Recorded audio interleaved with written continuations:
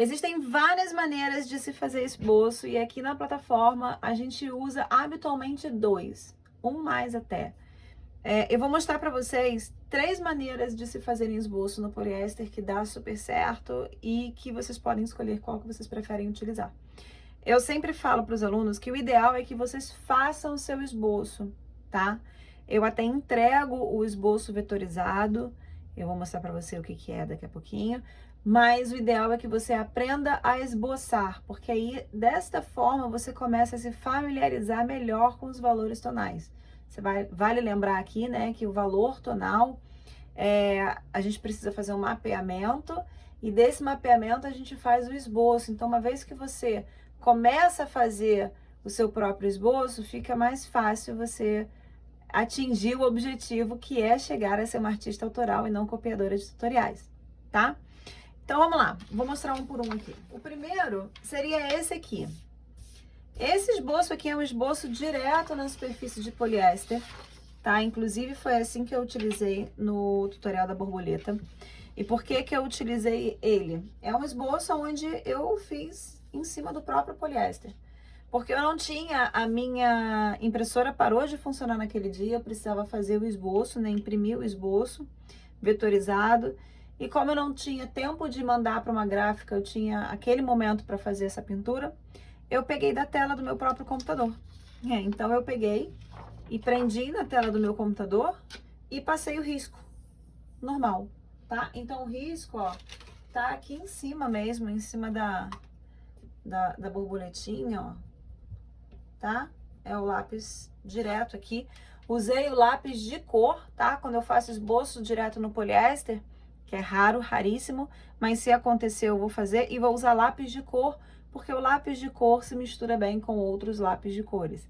Mas o grafite, ele não se mistura muito bem, então a gente tem que ficar apagando para poder fazer e passar outro lápis. Então, com lápis de cor, facilita o processo, tá? Então, se você não tem impressora, não tem o esboço vetorizado, quer tirar o seu risco como mesa de luz no computador, pode fazer dessa forma que dá super certo. É transparente e vai ser simplesmente perfeito para fazer o seu esboço. A outra forma que a gente tem é utilizando o decalque. O que é o decalque? Paty, é a mesma coisa, tá?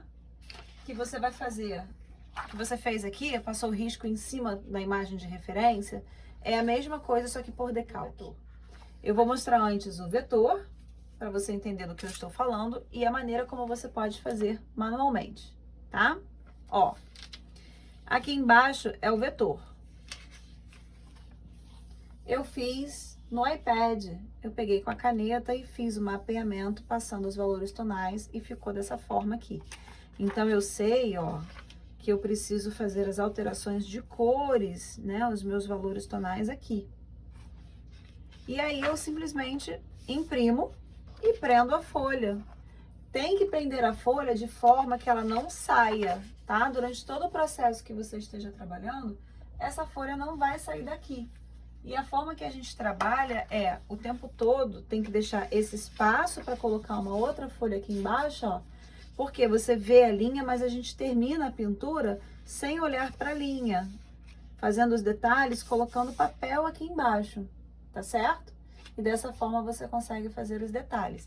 Esse aqui é o esboço vetorizado. Paty, eu não tenho o iPad, mas eu acho interessante usar dessa forma. É melhor do que passar o risco em cima, dá menos trabalho, porque aí a gente pode colocar e tirar, não preciso ficar apagando. Como eu faria se eu não tenho uma impressora para imprimir o meu vetor? Você pode fazer o seu vetor com o lápis de cor. Da mesma forma que você faria no papel. Você vai pegar a imagem de referência, tá? Você vai imprimir, mandar imprimir. E aí você vai passar um lápis 2B, de preferência, ou 6B, desculpa, que é mais macio, aqui. Na hora que você fizer isso, ele vira um decalque. E aí você vai passar o teu esboço, ó. Você vai botar aqui, vai pra cá, né? Assim. Você vai colocar ele em cima, numa folha de papel, e vai passar a caneta, tá? Quando você faz isso aqui, ele vira um decalque, ó. Eu vou botar aqui do lado, ó. Só pra você ver. Aqui embaixo não tem nada, tá vendo? Já tem um bom tempo que eu fiz aqui. Mas se eu passar a minha caneta, ó, ele vai passar o risco, tá vendo? E no que ele passe o risco, você depois só vem com o seu poliéster e da mesma maneira que estava ali no panda, você vai prender e vai ficar com ele aqui embaixo, ó. E vai fazer o mesmo processo. A mesma coisa que você estava fazendo com o panda, só que você não usou um programa digital, você fez à mão, ó. Esboço sem esboço, esboço sem esboço. Da mesma forma, tá?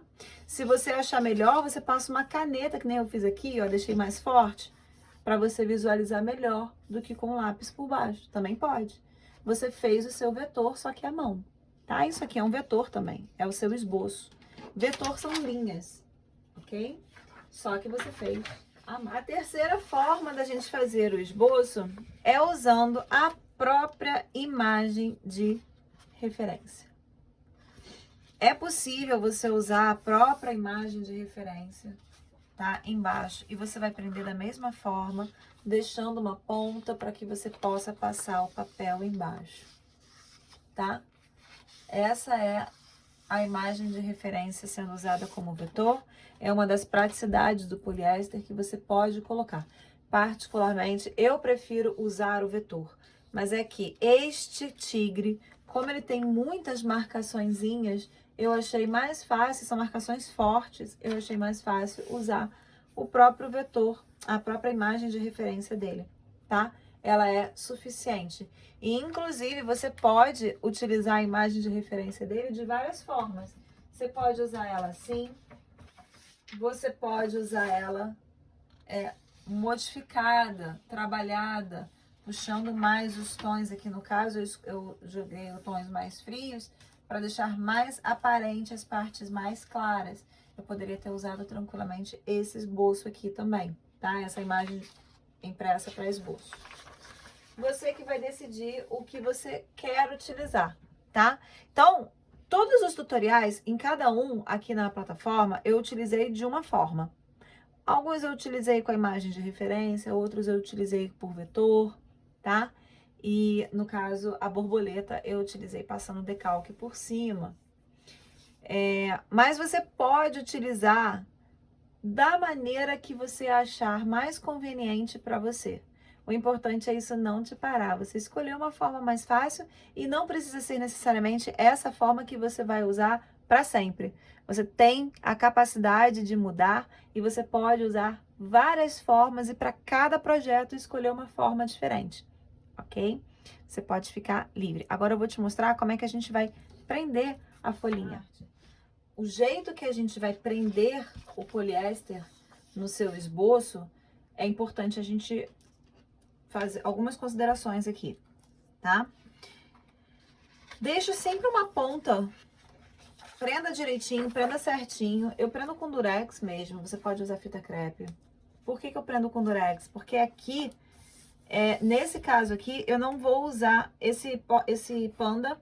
Ele, se for para um porta-retrato, ele vai para um porta-retrato no tamanho A5, tá? E essa partezinha aqui, ela vai ser escondida. Ou, muito provavelmente, o que eu quero é fazer ele quadradinho. Então, eu não preciso me preocupar com essa partezinha aqui. Mesmo assim, é possível tirar o durex sem deixar cola, tá? Se você tirar devagarzinho, ele fica sem cola nenhuma, ok? Você vai prender o esboço no poliéster e não vai tirar mais. Ele vai ficar assim durante todo o teu trabalho. Porque dessa forma, mesmo que você puxe aqui, ó, ele vai sair. Então, eu prendi aqui, aqui e aqui em cima. Ele tá bem presinho, ó, não sai.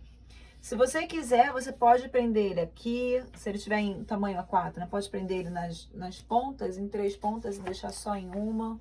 Não tem problema. O importante é você sempre deixar um espaço para que você possa, ó, colocar a folha, encaixar a folha branca para você parar de ver o esboço embaixo e ver a sua peça para você poder trabalhar nela. Então é isso. Se ficou alguma dúvida sobre o esboço, comenta aqui embaixo dessa aula que eu vou ter o prazer de responder para você.